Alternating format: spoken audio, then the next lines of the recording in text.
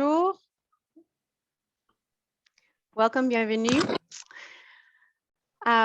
So Rachel is just Welcome, going everyone. to share an interpretation slide, and a reminder, we usually do this with our cohort-wide webinars, that everybody will need to select their language of choice from the interpretation globe at the bottom of your Zoom screen. So even if you speak both English and French, we'll be switching between both on today's webinar. So just a note around that. Rachel, do you want to just comment on that in French as well before we keep going? Hi there, Maya. I just added you as a co-host. If you can help me admit people in the waiting room, that would be great. So I have the slide over here. Ok, j'avais aussi. Give me 1 second. Un instant, je vais mettre la diapo à l'écran. Ok, d'accord. Me voici sur le côté français. Je vais partager mon écran. OK. Alors, nous avons l'interprétation aujourd'hui. Veuillez sélectionner l'option d'interprétation dans le barre d'outils au bas d'écran. Choisissez français. Puis pour parler durant la séance, utilisez votre micro. Si vous ne parlez pas, éteignez vos micros, s'il vous plaît. Et un rappel de parler lentement et clairement dans seulement une langue. Ça va être plus facile pour notre interprète formidable, Peter, qui est avec nous aujourd'hui. Si vous avez besoin d'une assistance technique, vous pouvez utiliser le clavardage ou le chat en bas. Si vous avez vraiment besoin d'aide technique, puis vous n'utilisez pas, vous n'avez pas accès au chat, vous pouvez aussi me texter. Mon numéro de téléphone, c'est le 514-743-0708. Je vais aussi entrer ça dans le clavardage. Merci.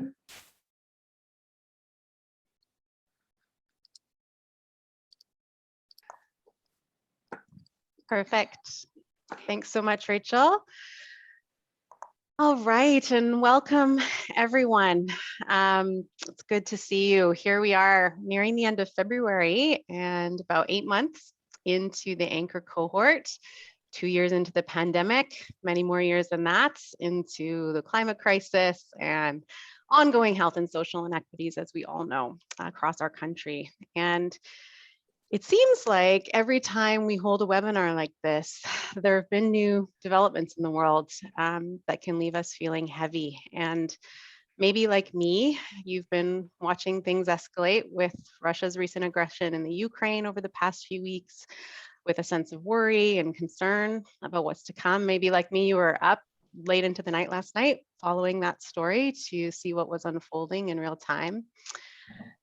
Prior to that, there's been a lot of political unrest here in Canada and elsewhere as well. We're continuing to deal with the realities and challenges of the pandemic, which is still taking a toll on all of us in very real ways, as we know. So today, though, we are here to share our visions for a different future, and one in which communities are vibrant and healthy, fair and equitable, and sustainable.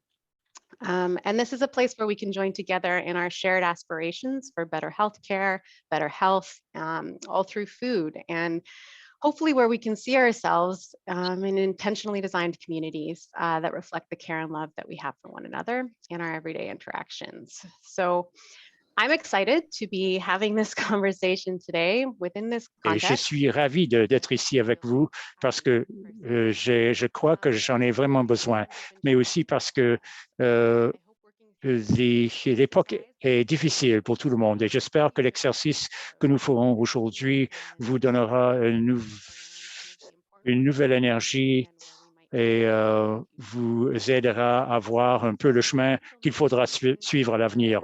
Rachel, est-ce que tu peux présenter through what our plan is for today and why we're here, and then we'll move into our presentations pretty quickly. But today we're looking at designing for the transition, as you know, as part of our surfacing phase of the Anchor cohort work. So this in our eco-cycle inspired model is about moving between the soil and sun and letting go of past assumptions with the shifting of seasons. So we're moving towards refining focus for the work that you're doing in the cohorts and going through a process of envisioning what could be, preparing ourselves to organize for ideating and exploring new possible futures through prototyping our ideas and solutions. So I know some of you, maybe if you can just stick on that for a sec, Rachel. I know some of you may not have gotten as far with this work as you'd hoped, and that's okay. There's been a lot of things that we've been dealing with over the past couple of months, which is why we also moved this webinar back to the end of February instead of when it was originally planned at the start of January. But that's fine. So after today's webinar, most of you have signed up for a tutorial session, a coaching session with Terry or Gideon, where you can continue to work through the exercise over the next month or so as we get ready to shift into the shaping phase of work. So we've been in servicing for the past few months since your place-based retreats, and all of you have begun to generate dozens of ideas around different interventions that you'd like to test as part of prototyping. So this is our last transition design exercise, and after this, we'll be using a new framework called called the 3 horizons to map those intervention ideas that you've generated along different scales of transformation. So we'll be introducing that at the next webinar, and there will be an opportunity to attend some more coaching sessions as well to create your intervention portfolio maps, what we're calling them, which will provide the basis for each team to have access to a $10,000 prototyping grant from Nourish. So all of that is to come. Your project leads have a bit more context about that. If you have any questions, you can check with them.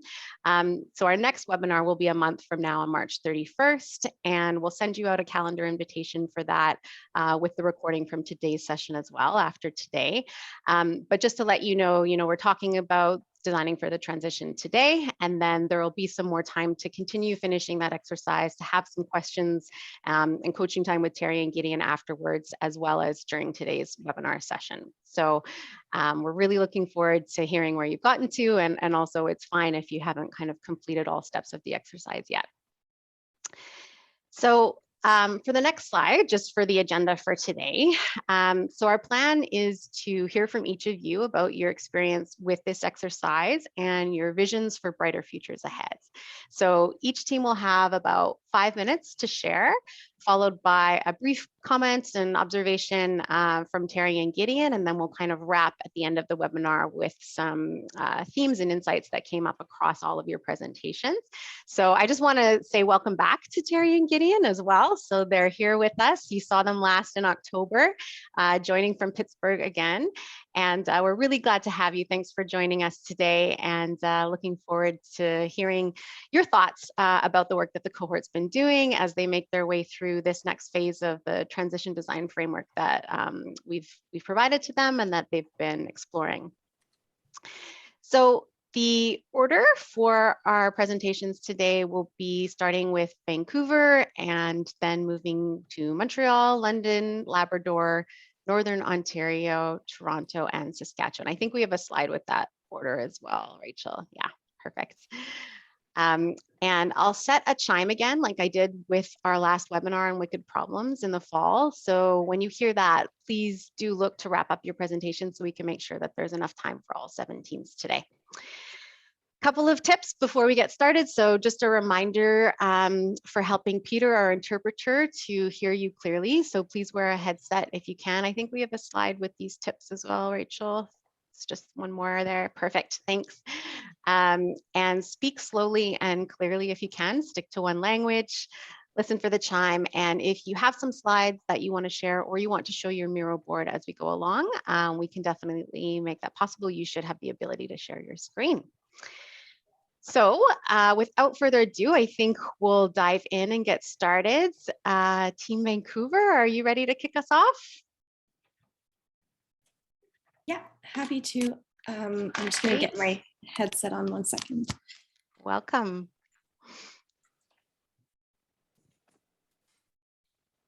Okay, hopefully the sound is okay with this. Let me know if it's not. Sounds good. Wonderful. And I'll just... J'espère que vous m'entendez bien. As usual, please Thanks, Annie. I'll start the timer. J'ai plusieurs onglets ouverts, désolé. On a fait les deux exercices et on a passé du temps sur les deux.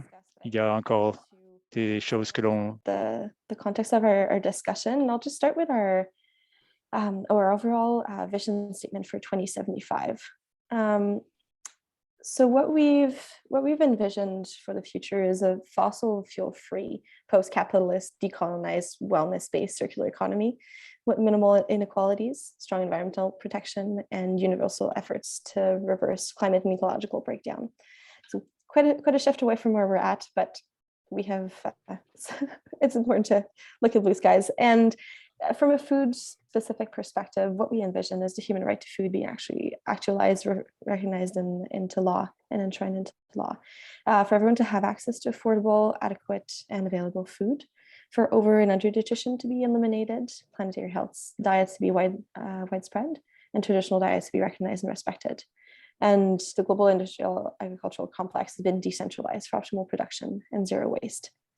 So at different levels, we have a lot of different bubbles, but we've envisioned food at the level of the household to play a really central role, but in terms of health, of connection, of knowledge and culture, and for that to be accessible and recognized for its value.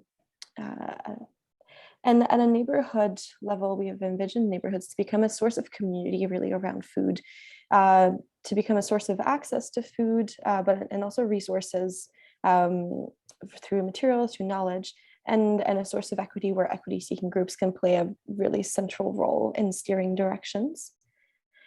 At the level of the city, we've envisioned cities trying to kind of bridge through different organizations and endeavors that are happening across the municipalities.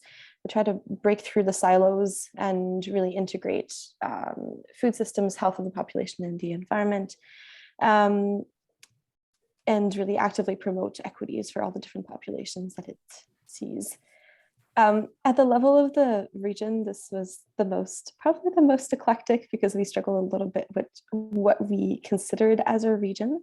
But we have a lot of different things, whereas healthcare institutions have embraced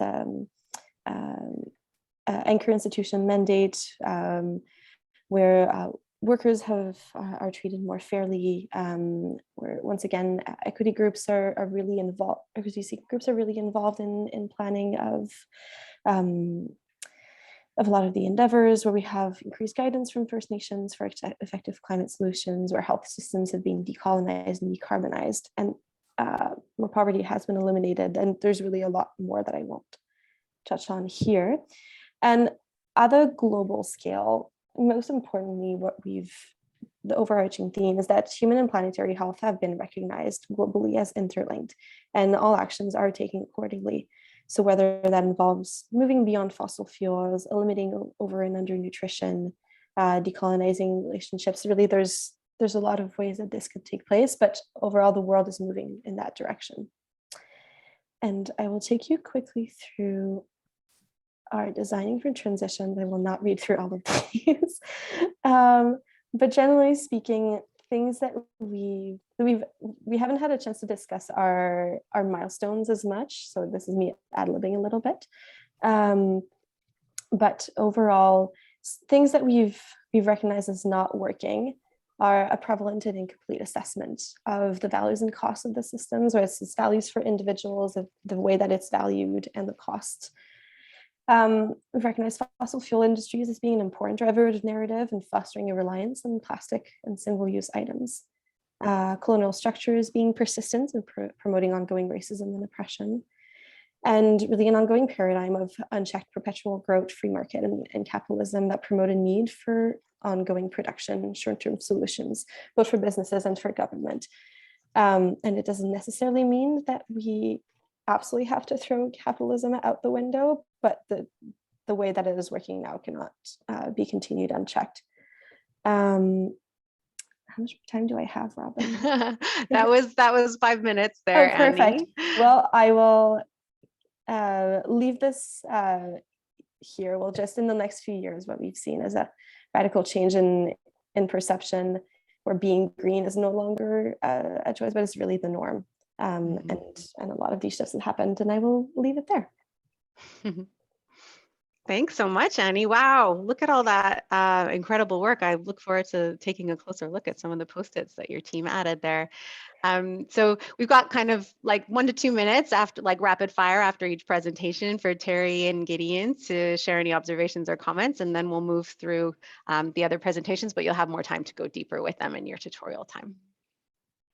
Great. Gideon, should I go first? I think he's probably on mute. Okay.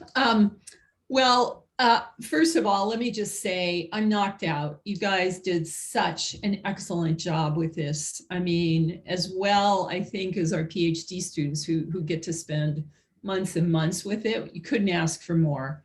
Very clearly presented. You're making the distinctions between levels just as we'd hoped. I think that the intro vision with the distinction between society and food food being a human right is perfect. I really like also the way food just became the thread of continuity up and down systems levels, but also the center of everyday place-based lives. I also like that you guys struggled with defining the region just like we do. And it's because we're so used to thinking in terms of artificial human-made boundaries that when it comes to a region, which probably should be more about a watershed or an eco-region, we all struggle with that. But that too is a really important lesson. And I think, you know, your final description at the planetary level was just excellent. There's good symbiosis among levels. Can't wait to see more or be able to dig into your boards. I'll hand it over to Gid.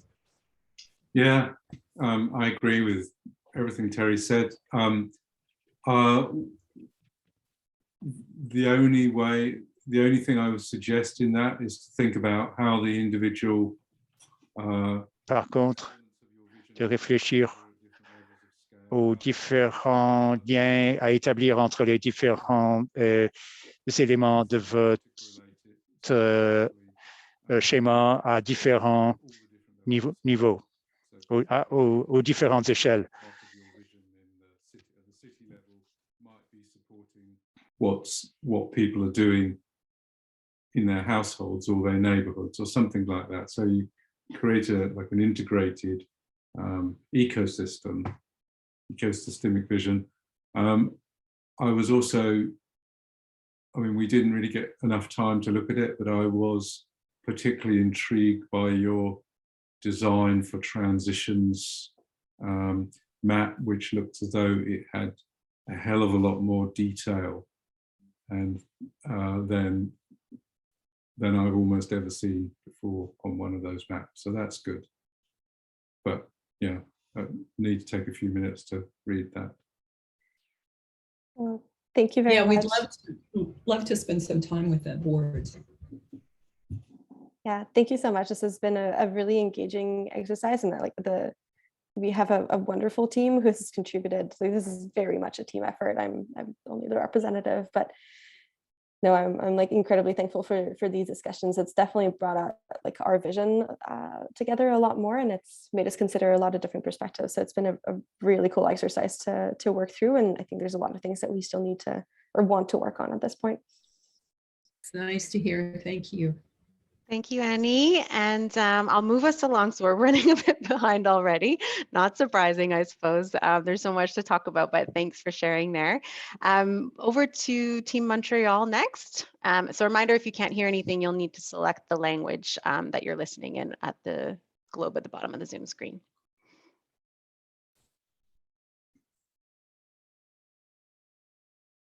Allô? Oui. On va présenter les deux, Marion et moi. Marion and I will be presenting. Partager mon écran. On m'entend bien, j'imagine? Oui. Oui.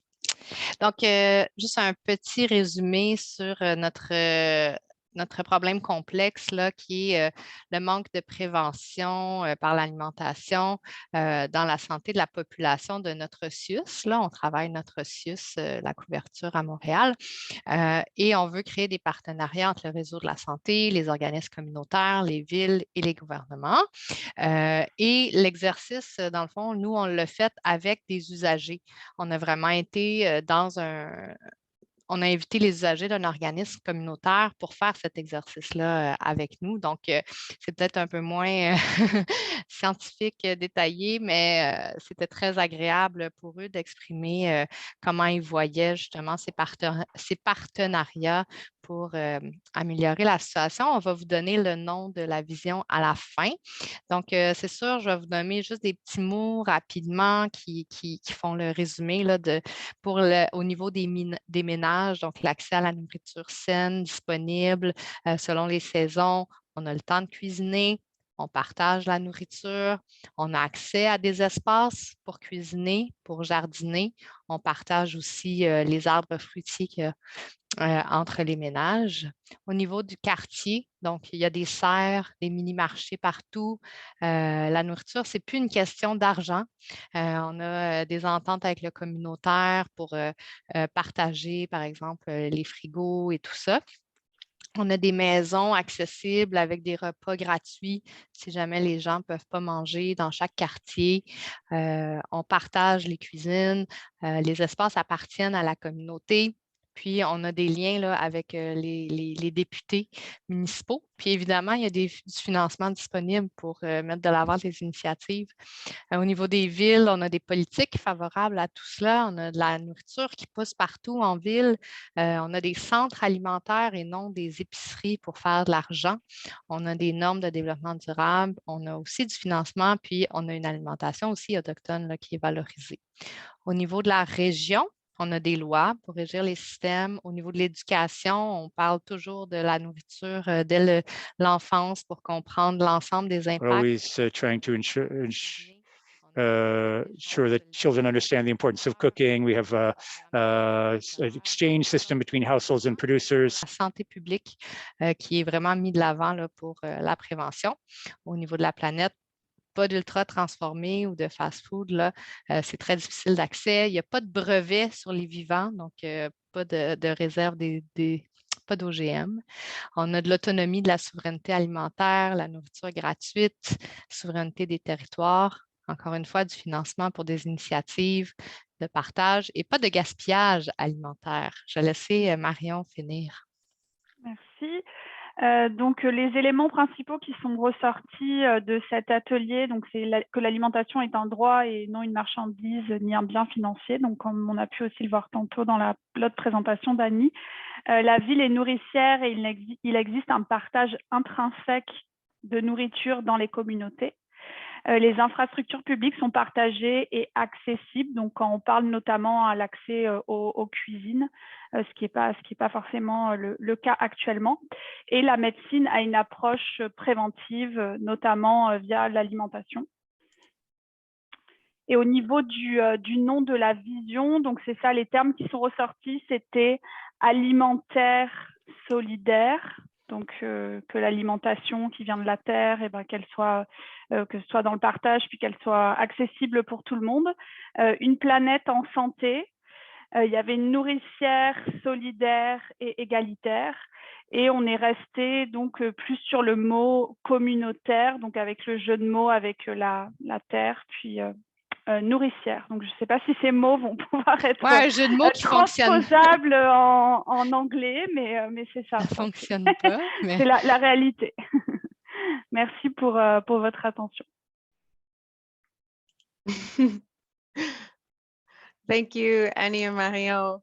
I'm sorry, I know this is really... Merci Annie, merci Marion. Je sais que c'est rapide, mais ça nous donne au moins une saveur de ce qui se fait. Gideon. Well, I'll just say a few words. So that was great. Again, really good. I mean, apart from the level of detail at which you envisioned the future, one thing I like the unifying principles that you pulled out at the end, the kind of principles which can be applied at each level of scale. I think that's a very good way of pulling it all together. And I think that that's something that we should maybe think about, asking people to do in the future. I think that's very interesting. And again, one thing is, as I said to last group, how to think about how to link, how these things can interconnect in different directions at multiple levels of scale. So you're really building up some kind of a self-organizing organic system. But I thought, I mean, I did my best in my head to translate the long list you had, and I thought they were really some great ideas there. I mean, that forms the basis of, I think anyone could look at that and get a sense of what future food systems could look like, I think. Terry? So Terry, I'm gonna just put it. Yeah, so Terry had said that you're going to trade off just with the verbal feedback after the presentations to conserve on time, but encourage everyone to look at the chat as well, because there's other comments coming in there, and then you can continue the conversation later. Thank you so much, Team Montreal. And over to London next. Okay, I'm just going to try to pull up our PowerPoint.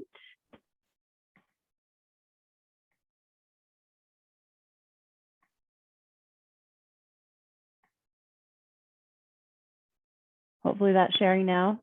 Yep, we can see it. Okay. So admittedly, we did the bulk of our work together a little bit ago, and more recently, we just kind of revisited it and pulled some themes, but really inspired by the first two presentations. It was neat to see like having really big concepts and also engaging lots of people. I think those are two things we're going to take away from ours. You can see here that we think a lot about our patients. So when we're looking at a household, we're thinking about our patient's household. As we're looking at the city, we vision our patients in the city. And that kind of comes throughout everything that we looked at. Getting as big as the planet, we wanted to see air quality improved, ecosystems thriving, clean water, mineral-rich soil, and people and animals living in harmony with abundant resources.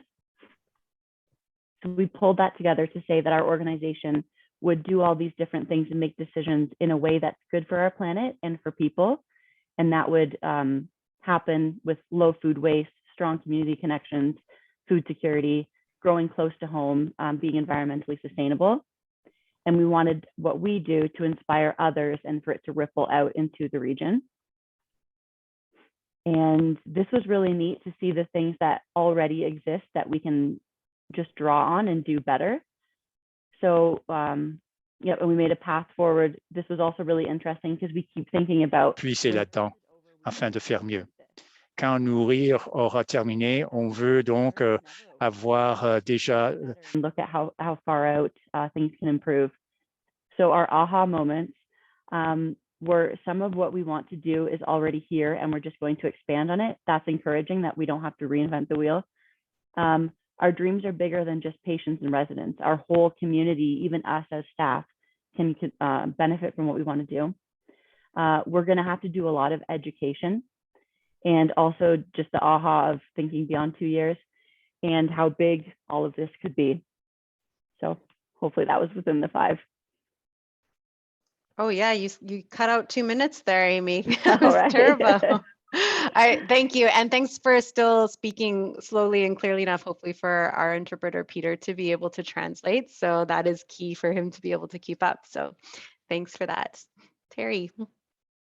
Yeah, thank you for that. I'm going to talk this time and Gideon will be adding things in chat. So the Zoom chat, so take a look at that. Once again, a very nicely articulated mission statement or the vision, very elegant and holistic. That's what we're always looking for, are visions that are truly holistic. And I think what was very interesting about this one was you're you're speaking out from the level of the organization, but you were able to extend that into a vision for the bigger system that's still place-based and symbiotic among the human and the non-human world. And this kind of validates what we always say about transition design, which is even though we start with a wicked problem that is very local and culture-based, it's actually a window into the larger socio-technical systems that need to transition. And I think the way in which you presented really illustrated that, you know, because from within this organization, and you're seeing the organization as a leverage point for positive systems change, you touched on so many different facets of everything. So it was short and succinct and yet very eloquent and well done. Thank you. Thank you. Thanks, Terry. Thank you, Team London. And yeah, that's great. So please do feel free, everybody, to add any reflections or observations in the chat as well, and we can have that as a supplement to our fast. Oh, see, there we go, ahead of schedule. Great. Okay, so moving on to our next team then. Sandra or Joshua, who will be presenting for Labrador? I'm going to be presenting, Robin, but I think several members of my fabulous team is on here, so I've encouraged them to please hop in and share at any time. Perfect, thanks. In Teams. So I just share the screen that I actually want in Zoom, is it? Yeah, that's right. When you click share screen, you'll see a window that it'll give you options of which one to share. There you go. We can see it. Okay. So first of all, we're fortunate to have a very diverse team. We have representation from all of our Indigenous groups that sit around our table, which we're very fortunate to have, which brings you know, lots of different perspectives and sharing, which is very, very fortunate. As a refresher of our wicked problem, it is Indigenous people in the Labrador-Grenfell Health region experience significant barriers to accessing traditional foods, which contributes to inequitable health experiences and outcomes within the community. Pardon? Someone just say something, Robin?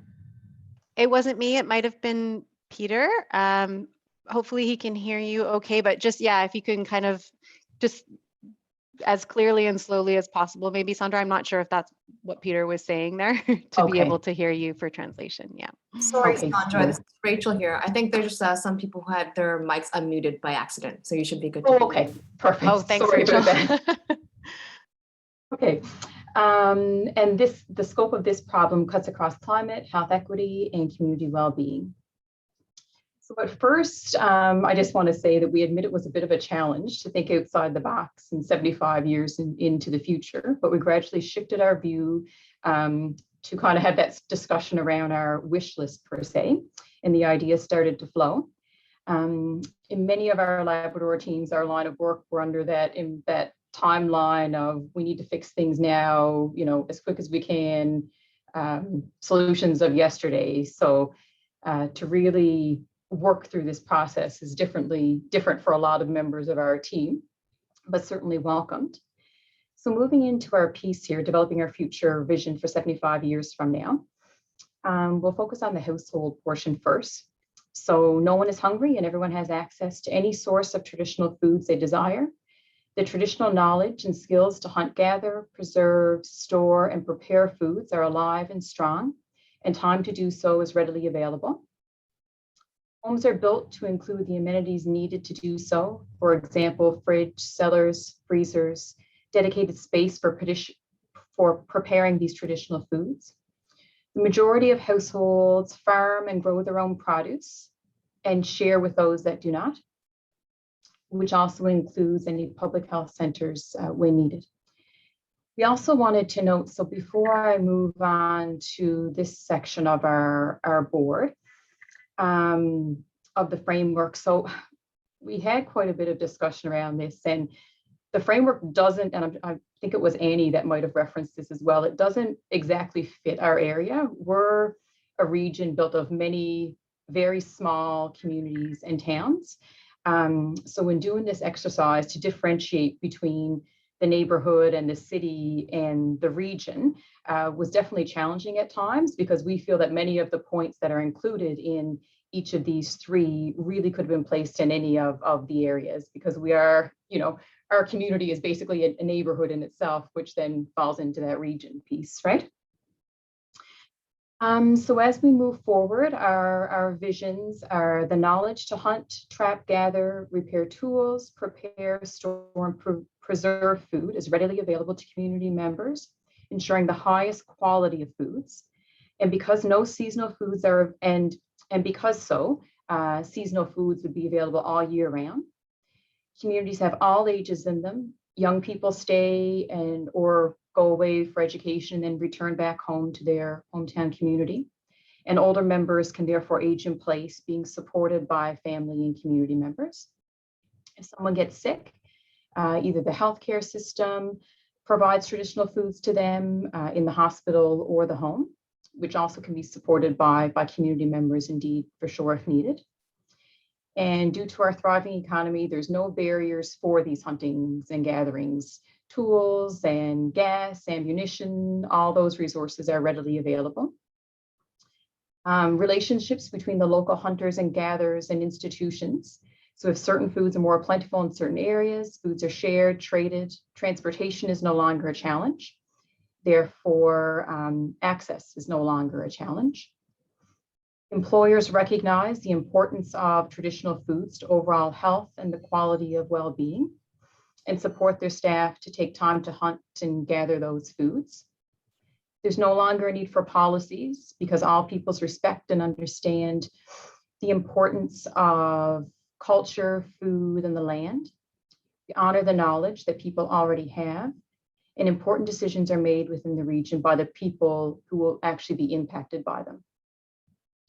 Our local hunters and our elders' knowledge of the health of game is accepted by the Canada Food Inspection Agency.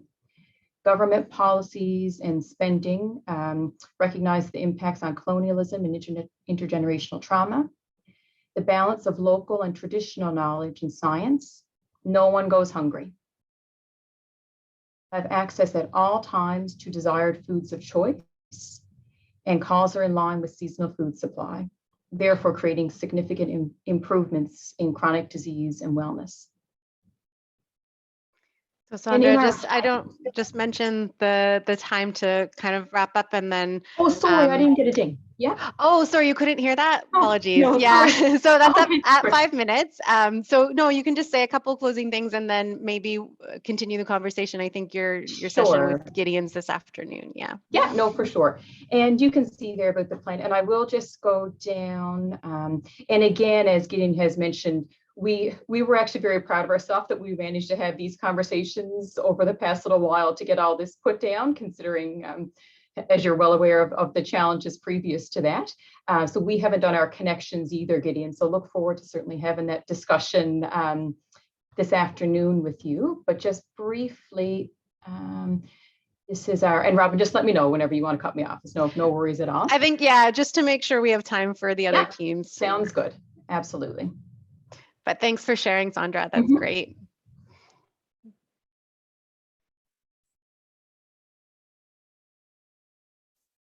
Right. Shall I go? Yeah. So that was really great as well. I mean, I thought the level of detail at which you thought out each element of your vision at each level of scale was really good. But one thing that I found particularly interesting as from an Indigenous stakeholders' point of view was the way you were thinking about engaging directly with the surrounding region, and that that is something that is obviously much more of a concern of Indigenous groups than it would be of non-Indigenous groups who are more city-based, and the whole history and culture of Indigenous groups is much more directly interwoven with the surrounding region in their daily interactions. Absolutely. And I thought you got that in this vision. So I thought that was really amazing. And that's the first time I've ever seen that done. So, and as Terry said, usually we have people have difficulty thinking about the region because it's just not a factor in the way we organize our lives in contemporary society. But I just thought it was really good the way you were, you had retrieved that and used it as a major part of your future vision. Thanks, Gideon. Appreciate that. And like I said in the beginning, kudos to my amazing team. I'm surrounded by so much knowledge and wisdom and just fabulous people. And we got together the end of November, and unfortunately, many of us are all in different little communities throughout our Labrador-Grenfell Health region. But it was so nice the end of November to be able to all come together and just really get to know each other and share those experiences. So it was huge for us to be able to have that time together as a starting point for this transition piece, honestly. So thank you to my whole team. I think a lot of you are on here today. Wonderful. Well, thank you so much for sharing that, and well done getting through all of that on top of what you've been going through the past couple of months. So hopefully more good conversation to come later today. Okay, so our next team is Northern Ontario, who will be presenting for your group. Joseph, great, over to you. I'll start 5 minutes. All righty. So they look so similar. I'm like, And okay, you'll need to sharing the same. select English, Joseph, I think, to make sure that yeah? we can hear you on the globe icon at the bottom of Zoom. Just make sure you've selected English there, and then it should come through the proper channel. Okay, where is You it? see that? Sorry about that. I gotta stop sharing for a minute. Okay. All right, can you hear me now? There you are, perfect. Go All ahead. right, sorry about that.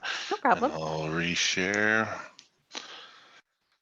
Okay, so we had very similar challenges actually around neighborhood, city, region. We talked about community and territory, and the region being a little more land focused, but yeah, so similarly, as we've talked about before, our conversation had been around a lack of Indigenous food sovereignty, and then what we really have kind of narrowed down to, as we've worked through this is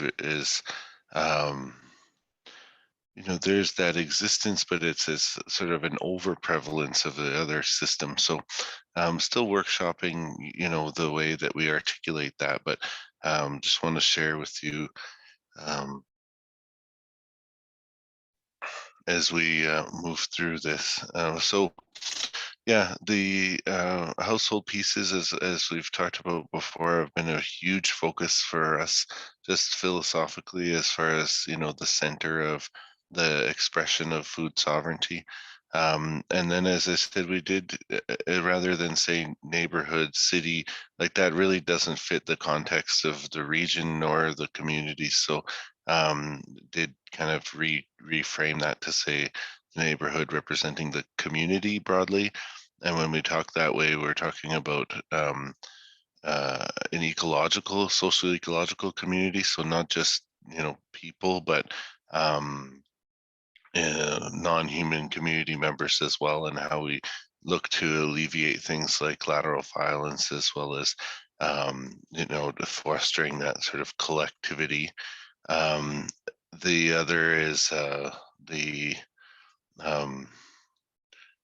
we called the territory. Sorry, I'm having navigation issues.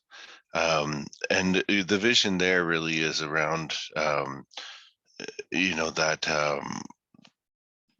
reciprocal economic system. I think that's connected with the well-being and economic interests of the region. As we go into the region, we wanted to see a future where there are no health gaps. We did have a conversation around, what is the place names and the concept of rematriation of Indigenous lands, and that fostering an environment where traditional foods are accessible because they're not seen as natural resources, but more seen as respected living entities that are part of our community and whose health and well-being is connected to our health and well-being. And as we move to that next piece of it, we did get into it a little bit, and we started to really see, what was working as being this sort of like transformation energy. So we did kind of focus in on what isn't working anymore, as far as we can see we've expanded this a bit, but there are some elements that we want to keep, and as I said, like what we've identified is some of these roles for the interventions as being more around transforming the resources as they were into this sort of like useful or relevant or respectful engagement with the need. So I think that's pretty well. Let me see if I'm covering as far as we kind of got. I mean, overall, we're still formulating that response and intervention. So when we look at what existing innovations are there, we have people at the table like Ogegi's Zagbaga that are at the cutting edge of this in a lot of ways. So it was pretty inspiring actually to see the existence of progress towards that. So overall, systems level thinking that makes it very daunting, I think, to sort of look to what are those next steps. But overall, this process has been helpful for sort of I guess identifying and situating our interventions within an environment that, as we've talked about, is extremely complex. So I'll leave it there for now. Thanks, Joseph. Amazing work. Is it you this time, Terry? Yeah, it's me this time. Thank you, Joseph. First of all, beautiful presentation. You've got a radio announcer's voice, so I was just enjoying the really seamless, lovely narrative that you were able to construct from the hard work of all your team members. That was very, very nice. But I also found it interesting, your approach to put the household at the center of everything. This is often what people struggle with the most. And Gideon and I are always encouraging teams to think about the local and from the local up, instead of only thinking in terms of top down or how the organization plays a role. So that was music to our ears. I think you, again, like many others, also very clearly showed us how your problem was a window into the larger system. And I like how the teams are sort of bumping up against and challenging the template and the systems levels while still managing to create a vision that sits at different levels. I think I'm going to probably keep it there because I know we're running over time and there's 2 more teams to address, but thank you. Another piece of very impressive work. Thanks, Joseph. Thanks, Terry. Thank you, Team Ontario, Northern Ontario. And another one from Ontario. So our last 2, we have Toronto and Saskatchewan. So we'll go to Toronto next. Got about 10 minutes in total for both, so I'll keep you to tight 5 minutes here. Okay, I'll be fast. Jess and I are going to just talk a little bit about the Black Creek team, which is very small compared to other teams, and we're more community focused. So instead of telling everyone about sort of the same things that I think we've experienced with other groups, and we've learned a lot from that. So I think that will help us to focus more on the household. But We're just going to talk a little bit about our strategy and how we got here and how we got this information, which was through like putting out a survey to engage our stakeholders. And we got a lot of really rich information for this first part, for the visioning, which was really helpful. Where we fell a little bit short, I think, was for the backcasting, and Jess is going to talk a little bit about that. But we had engaged people in a survey, and unfortunately, a lot of people had to remove themselves as stakeholders from our project, and we've undergone a little bit of change in the last few weeks. So we're maybe not as far along as we would like to be, although this has given us a really nice overview of our issue, which is sort of how we can improve food security in our small community of the racialized Jane and Finch area in Toronto. And so again, like most people have stated, you know, there is an overlap between city problems and neighborhood issues in the household, which is where we may have struggled a little bit because these things could have gone in either category. But we have enough nice information, I think, that we can quelques difficultés, mais on a quand même de bonnes informations. And then Jess is just going to mention about our visioning, sorry, our backcasting. Right, yeah, so in the survey that we did, there was, I think, some difficulty in terms of having knowledge on some of the program work that has been done, just because the work is so siloed. With folks, you know, at some of the organizations, there's been changes in leadership. And so I think some of that information may have been like lost. And, you know, it's just not at the forefront of everyone's mind. So yeah, that kind of like digging to kind of look back and see what we've done and what has worked needs a little bit more time. So that we can kind of work on that with those community members and engaging some like new stakeholders, or kind of trying to reestablish some of the connections that have kind of, you know, due to capacity and things have been limited lately. But yeah, there was still some good information that we got from some of the members at our community health center in terms of programs that we're doing here. So yeah, we're just kind of, Phoebe and I think over the next week, we're going to be trying to engage with some more community to get to try and kind of dig and get at some of that other information to better inform this kind of section. I will also just say that one of the reflections that we came across was that when people are really deeply rooted in this work and in our community, we found that a lot of people are already engaged in this. That change is strange for them, and I think a lot of them weren't familiar with this particular framework. So that was also a challenge in itself, but we appreciate this framework just because it's a really nice visual way to show us the connectedness and the wicked problem. But I think there was a lot of resistance actually from our stakeholders to use this framework. Thanks, Jess and Phoebe. Yeah, you've been working hard and persevering through some challenges, especially as of late. And so it's good to have you here today. I'm glad you're able to share some of your experience with how the process was, as well as some of what came out of the feedback that you did get.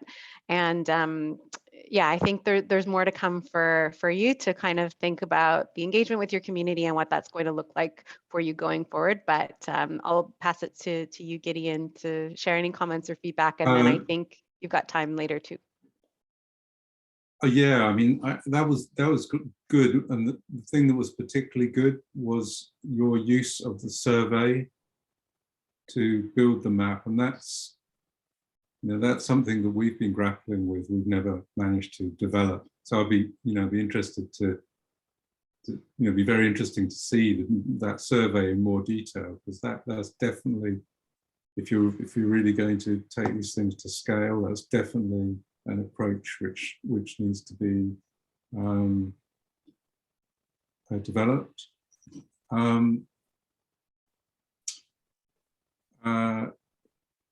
But yeah, again, it's the same question of trying to, I think you said that you found difficulty in placing particular elements of your vision, at deciding what level of scale.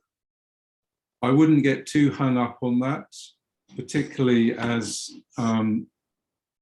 any vision is going to have, or any aspects of a vision is going to have, parts of it are going to exist, you know, be located at the level of city, and it's going, those parts are going to link to things that are going on in the neighborhood, and those parts are going to to link to what's going on in the household, and vice versa. So don't get too hung up on that. That doesn't matter too much. I mean, when it's more developed, you can think about that in more detail, I think. Terry, did you have anything to add to that? Oh, I think we're over time and the next team probably needs to go. Okay. Thanks for adding a comment there, Terry, to the chat as well. Okay, so our last team is Saskatchewan to share, to bring us home here on today's webinar. So I'll pass it over to you. Hi, can you hear me okay? Hi, Charlotte. Yep, go ahead. Great, and can you see my screen? We can. Awesome. All right, well, thanks for this opportunity to be able to share with everybody. I've been really impressed by all of the other teams and all of the other maps. So thank you for all the work you've done. We can pull a lot from each other, I'm sure, as we move forward. So with our map, we worked through this process after we had met with stakeholders, and we brought their voices into this. They weren't at the meeting when we developed these maps, but we had pulled from when we met with them earlier, and we do plan on circling back. So it's good to hear how people have been engaging with stakeholders. We were able to solidify our problem statement into more of a future vision, and we went with all Saskatchewan residents have food security and food sovereignty rights realized to obtain the highest standards of health for all people. So we wanted to make sure it was inclusive, and as we worked through the household, the neighborhood, the city, the region, and the planet, we had the same discussion amongst our team of, you know, they overlap. We're looking at provincial, we're looking at animals and plants being integrated, similar to what humans would be on the scale. And we really wanted to focus in, and I really liked that. I think it was Terry talked about the watershed, because that's one of our sticky notes that we had was, let's rethink how we think about the world, and what if we identified with where we are, if there's a watershed map, and how we fit into that ecological system. So really pulling a lot of learnings today as well. We really wanted to make sure that we were focusing in on local sourcing as we moved ahead, and had a lot of good discussion amongst our team, and I think we quite enjoyed this. So I won't go through all the details because I know we only have a few minutes left, but we started doing some connections, and that helped us as well to see just how much overlap there is between each of these areas. And so we're well on our way to you know, getting another draft going of this, but definitely feeling good about the process. So over to the other map, we worked through, and really we found the same thing that I think that Toronto was just talking about with the siloed thinking, and really getting out of that. And so it was hard for us to work in these silos on this map a little bit because there's so much overlap, but that was okay. It got us thinking how they all interconnected and what we should keep and what's working well. We went with our near milestone being something that we felt we could measure. We wanted to use SMART goals for that in the 5 to 10 years out. And so we went with local, traditional, and sustainable food purchasing is defined, because we don't have that defined right now. Food is honored through ceremony, and we're playing with that word. We think it might be just more respectful practices as defined with local by local knowledge keepers. And our relationships with local food suppliers are established and comprise 30% of our spending in nutrition and food services by March 2030. So we went with those. And then we kept adding on more regenerative, sustainable practices, a lot more ecological, a lot more ecosystem discussions as we got further out, because we know that that is something we can achieve over time, and making sure that we're talking a lot about food being part of that healing of people, and that people are food secure. And then our final strategy was to include what we had on our previous map as our 75-year vision at the end of the timeline, and then we worked backwards to make sure it all made sense to build up to that. And so that's how we worked through it. So I think I'll end there just for the sake of time. And I look forward to our coaching session soon with Terry Gideon as well.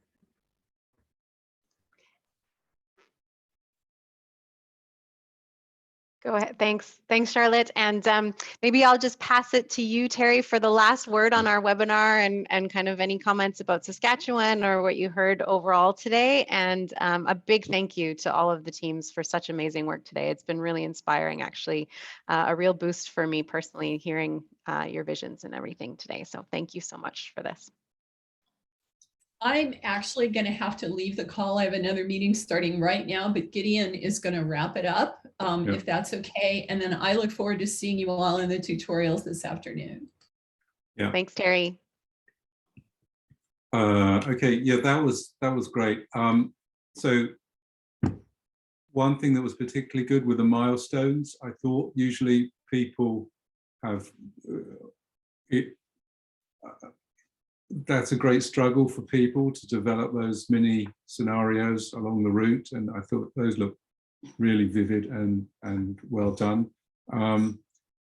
You'd started connecting things. That was also great. One thing that you could think about is like adding descriptors to those connective lines, just to say, develop an idea of what's going on and how the elements are connected. Also really good that you've begun to think about, as you said, the watershed or the ecosystem in which the whole thing is embedded. It's particularly relevant to food, the question of food.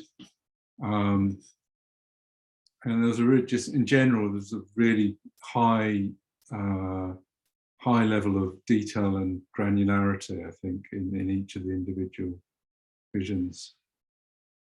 So I'd like to look more closely to see those connections you're making there.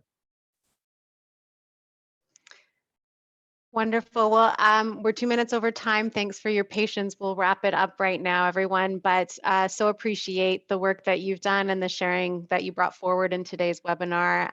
Looking forward to our next connection point with you. Enjoy your tutorial sessions with Terry and Gideon. You can dive even deeper there. And until our next webinar as a cohort on March 31st, I wish you all well. Take care of yourselves, take care of each other, and continue the great work that you're doing. So thank you.